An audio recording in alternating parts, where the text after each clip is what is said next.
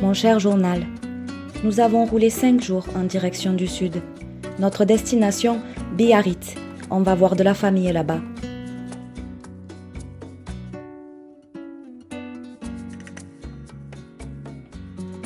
Je suis vraiment contente, car l'hiver dans le nord, pour moi c'est insupportable. C'est beau la neige, mais je préfère le regarder en photo. Moi, je suis une fille du sud. Et comme dit la chanson, la misère est moins pénible au soleil. Il me semble que la misère serait moins pénible au soleil. La famille à qui on rend visite se sont installés dans une aire de voyageurs.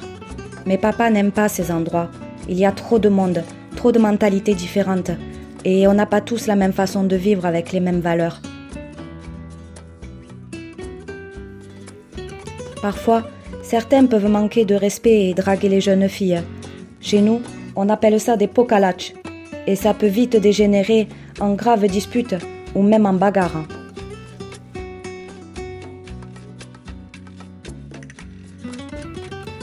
Ou alors, certains aussi peuvent faire des choses malhonnêtes. Et à tout moment, les bédis pourraient faire une descente. Et on revivrait ce qu'on a vécu récemment.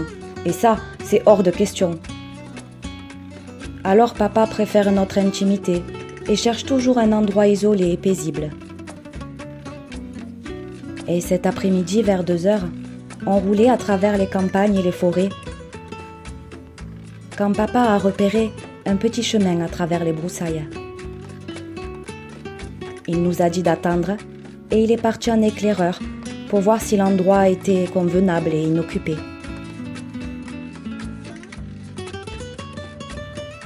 Au moins un quart d'heure plus tard, il est revenu avec un sourire rayonnant et faisait signe à la famille de le suivre. Et là, au bout de ce petit chemin, un vrai jardin d'Éden. On a garé les véhicules et caravanes en cercle comme toujours. Et on s'est tous rassemblés pour admirer ce magnifique paysage. On est entouré par de grands arbres qui doivent être centenaires, ce qui fait de ce lieu un petit cocon. En plus, ils nous servent d'abri, tout en laissant passer la lumière du jour. Par terre, il y a des cailloux blancs. Alors ça, mon journal, tu peux pas t'imaginer comme pour nous c'est merveilleux. D'habitude, on est toujours sur des terrains vagues avec de la terre. Et quand il pleut, c'est l'horreur. On patauge dans la boue. Ici, on n'aura pas ce problème.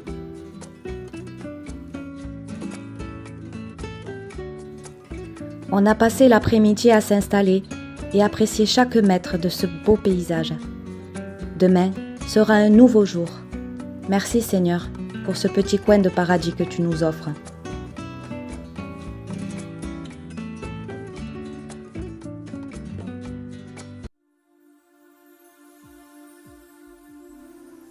Mon cher journal, il est temps que je te confie mon plus grand secret. Seule une personne le connaît, c'est ma cousine Cynthia, car elle est comme ma sœur, on se confie tout. Et toi, Seigneur, car tu connais mon cœur. Voilà mon journal. Depuis que j'ai 13 ans, je suis amoureuse d'un garçon.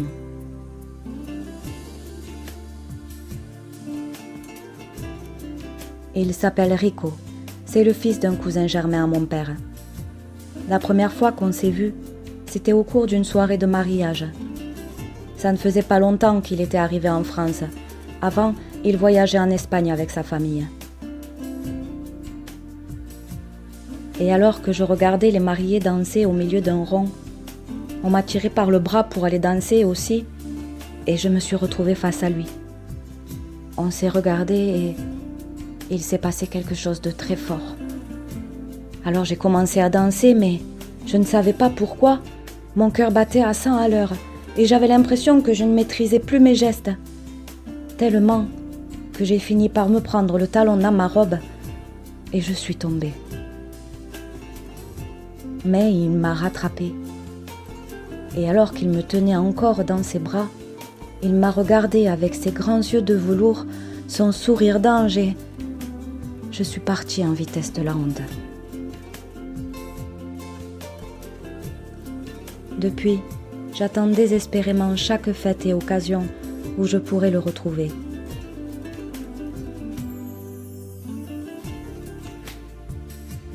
Et chaque fois, on passe la soirée à se chercher du regard, à se sourire. Il n'est jamais très loin et moi non plus.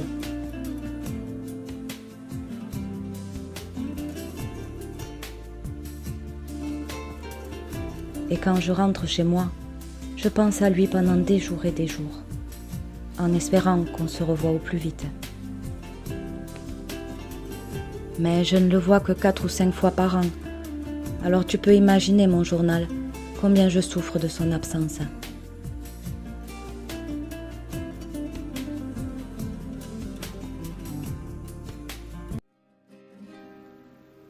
Mais la patience gagne toujours récompense. Et je te raconte tout ça, mon journal, parce que la famille qu'on va voir à Biarritz, c'est justement la sienne. Et papa compte rester ici au moins 2 mois. Alors tu imagines, pendant 2 mois, je vais le voir plusieurs fois par semaine. C'est pas merveilleux, ça? Et tu sais quoi, mon journal? Ils viennent nous rendre visite dès demain. Et on va faire une grande fête pour ces retrouvailles.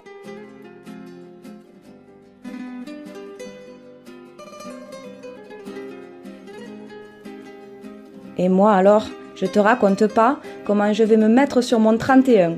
Je vais passer au moins 2 heures à me préparer. Oh mon journal, si tu savais. Rien que de penser que je vais le voir, je commence déjà à avoir le cœur qui bat fort et les mains qui tremblent. Je crois que c'est ça mon journal. Je crois que c'est l'amour.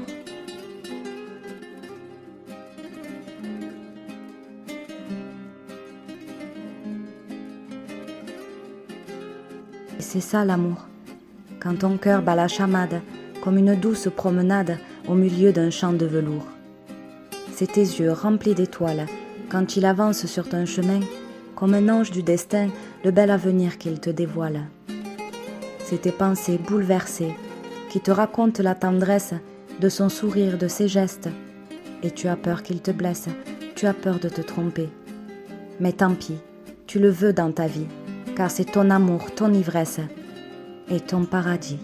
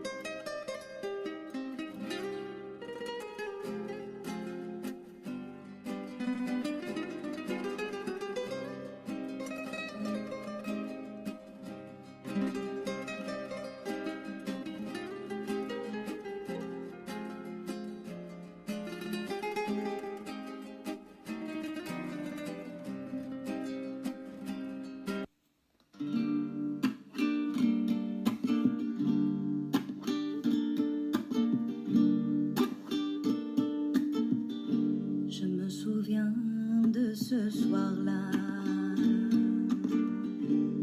ses grands yeux de velours, son sourire et sa classe.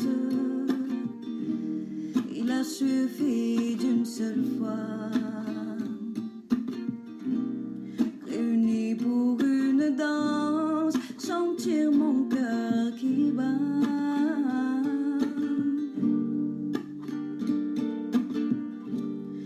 Lorsque je le revois, c'est toute mon âme qui se met à trembler. J'aimerais tant lui parler, lui dire mes sentiments, lui dire la vérité.